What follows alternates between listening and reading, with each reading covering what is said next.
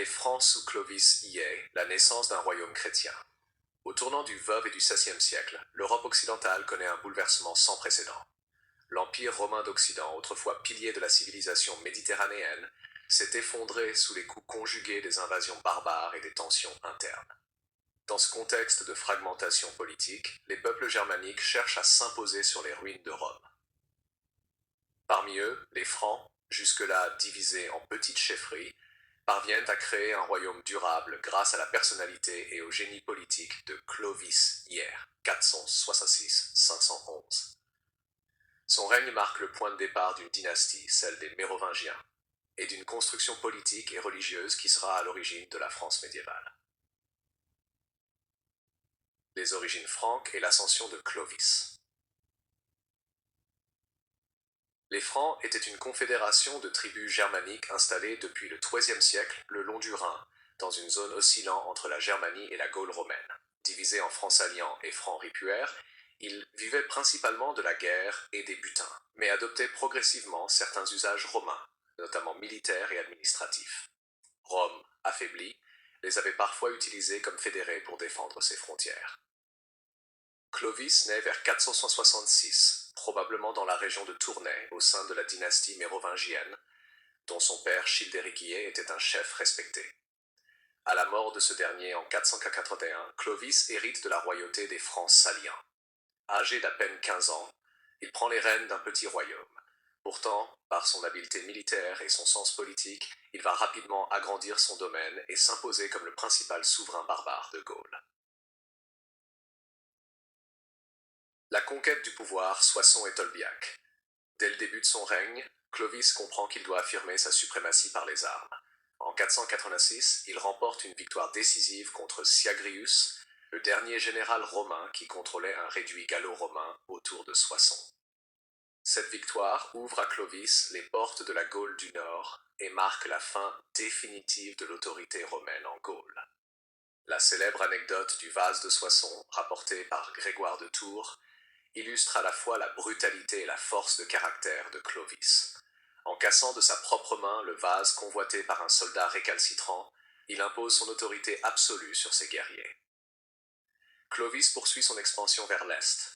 L'épisode le plus marquant reste sa bataille contre les Alamans, peuple germanique qui menaçait ses frontières. Vers 496, à Tolbiac, probablement Zülpich, près de Cologne, les Francs affrontent leurs redoutables voisins. Selon la tradition, alors que la bataille tournait mal, Clovis aurait invoqué le dieu de son épouse Clotilde, une princesse burgonde chrétienne. Vainqueur après ce vœu, il promet de se convertir au christianisme. Cette victoire militaire est donc intimement liée à un tournant religieux majeur. La conversion au christianisme. L'événement central du règne de Clovis demeure sa conversion au catholicisme. Baptisé à Reims par l'évêque Rémy vers 486-488, Clovis devient le premier roi barbare à embrasser la foi catholique, alors que la majorité des autres royaumes germaniques, Wisigoths, Burgondes, Ostrogoths, étaient ariens, une forme de christianisme considérée hérétique par Rome. Ce choix religieux lui confère un avantage décisif. Il s'assure le soutien de l'Église catholique et de la population gallo-romaine, déjà largement christianisée. La célèbre phrase attribuée à saint Rémy lors du baptême « Courbe la tête, fier Sicambre » symbolise la soumission du roi guerrier à une nouvelle autorité spirituelle. Ce baptême n'est pas seulement un acte de foi, mais aussi un geste politique. Clovis s'aligne sur Rome et se pose en protecteur de l'orthodoxie catholique. Cela lui permet de rallier les élites gallo-romaines, notamment les évêques, qui deviennent ses alliés administratifs et diplomatiques. De ce fait, Clovis n'est plus seulement un chef barbare, mais un roi chrétien, légitime aux yeux de ses sujets romains. Expansion et consolidation du royaume franc. Après Tolbiac, Clovis poursuit sa politique d'expansion. En 507, il affronte les Wisigoths à la bataille de Vouillé, près de Poitiers. Cette victoire éclatante contre Alaric II permet aux Francs de s'emparer de l'Aquitaine et d'étendre leur domination sur une grande partie du sud-ouest de la Gaule. Toutefois, les Wisigoths conservent la Septimanie, protégée par les Ostrogoths. Clovis entreprend également une politique de consolidation interne. Il élimine progressivement les autres roitelets francs pour imposer son autorité unique. Sa brutalité, parfois cruelle, est mise en avant par Grégoire de Tours, qui décrit les meurtres calculés des chefs rivaux. Cette centralisation du pouvoir est essentielle. Pour la première fois, les Francs sont unis sous un seul souverain. Afin de renforcer les structures de son royaume, Clovis reprend et adapte des institutions romaines. Il s'appuie sur les comtes pour administrer les territoires et fait rédiger la loi salique, un code écrit inspiré à la fois des cuves franques et du droit romain. Cette codification contribue à donner une cohésion juridique à son peuple. La dimension religieuse et politique. La conversion de Clovis et ses victoires militaires ne sont pas des événements isolés, mais participent à un projet de construction étatique et spirituelle. En devenant roi très chrétien, Clovis inaugure une alliance durable entre la monarchie franque et l'Église catholique. Ce lien sacré donnera naissance plus tard au concept de France, fille aînée de l'Église. La figure de Clovis est également mythifiée par les chroniqueurs chrétiens. Grégoire de Tours, au 7e siècle, le décrit comme un nouvel empereur romain, choisi par Dieu pour défendre la vraie foi. Cette sacralisation du pouvoir royal constitue un modèle pour les siècles suivants, annonçant la royauté de droit divin.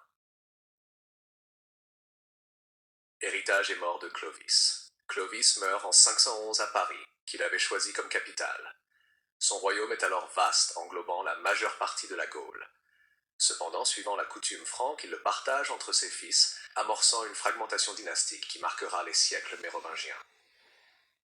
Malgré cela, son œuvre reste fondamentale. Il a jeté les bases de la France médiévale. Son héritage est double. Sur le plan politique, il a réussi à unifier les Francs et à leur donner une assise territoriale durable. Sur le plan religieux, son choix du catholicisme a scellé l'alliance entre la monarchie et l'Église, donnant au royaume franc une identité particulière au sein de l'Europe post-romaine. Conclusion. Clovis, fondateur d'un monde nouveau. Le règne de Clovis Ier symbolise la transition entre l'Antiquité et le Moyen-Âge. Chef barbare devenu roi chrétien, conquérant brutal mais aussi stratège politique, il incarne l'émergence d'un ordre nouveau sur les ruines de l'Empire romain. En consolidant le pouvoir franc et en adoptant la foi catholique, il prépare la voie à la dynastie mérovingienne, puis carolingienne, et inscrit son peuple dans l'histoire de l'Occident chrétien.